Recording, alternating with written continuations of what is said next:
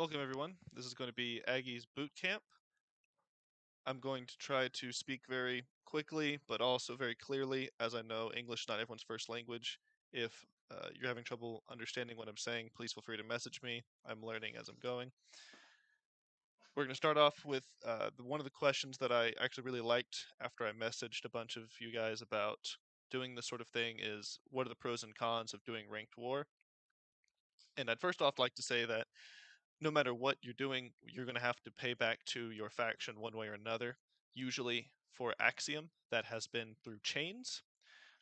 From now on, we're hoping to do that through ranked wars.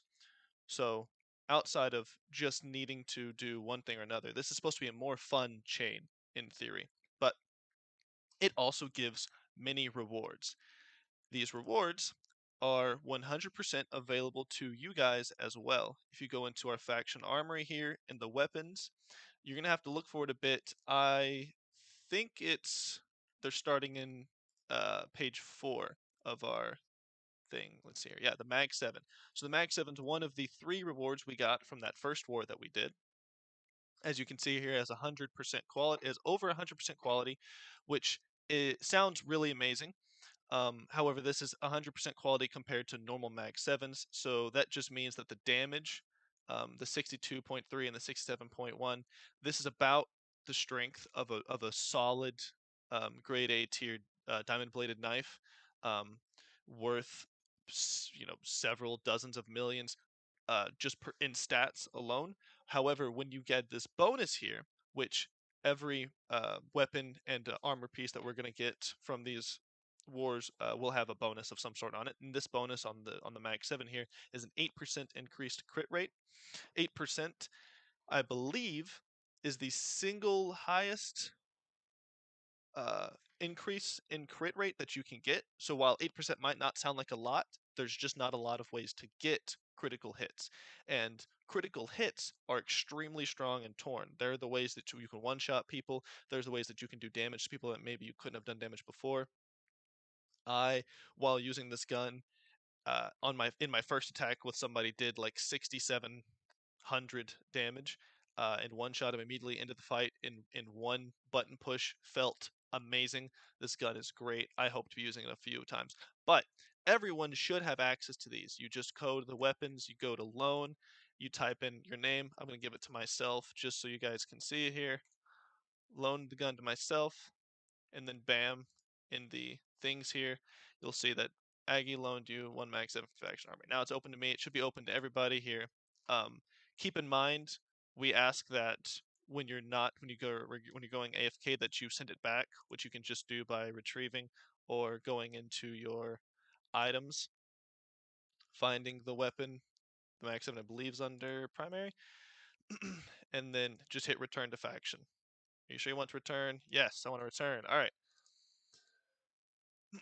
We also have a Magnum with a bonus as well. The Magnum's 160% compared to normal Magnums. The stats aren't quite as good, however, it's a secondary, and therefore the stats for secondary are pretty damn awesome. And it has a bonus of Wither, 39% chance on a damaging hit to wither an opponent, reducing strength by 25% up to 3 times in one fight.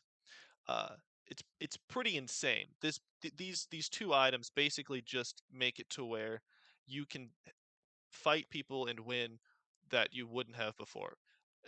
Just give you a slight edge on the standard person when you're doing this. Having more weapons like this that will hopefully get from doing more ranked wars, having more reducing effects on opponents is going to make group attacks even stronger.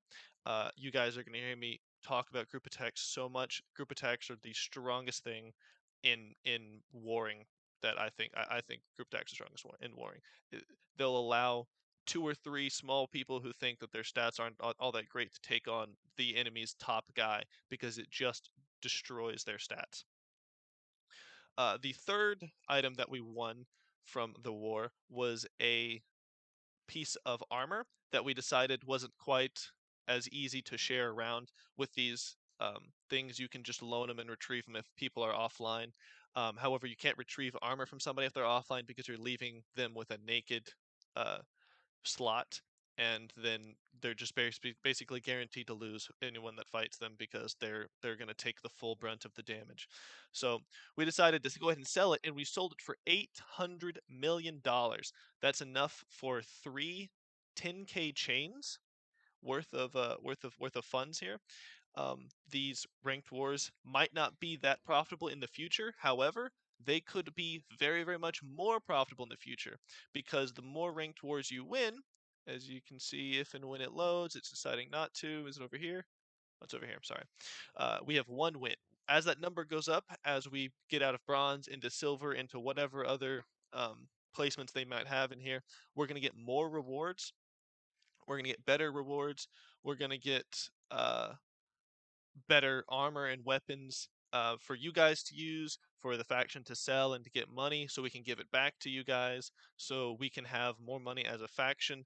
If you don't know where our money's going, we've got a bunch of logistics and stuff that we've been trying to get other members to sort of gain their own money. I was in a logistics for a while that Kyler lent me before it became sort of Kyler's logistics. I think Lith is running one for Kyler as well. But we've also got um, the faction logistics. We've got faction logistics. People are running them for the faction that you can buy from the faction. We're hoping to do some more with that.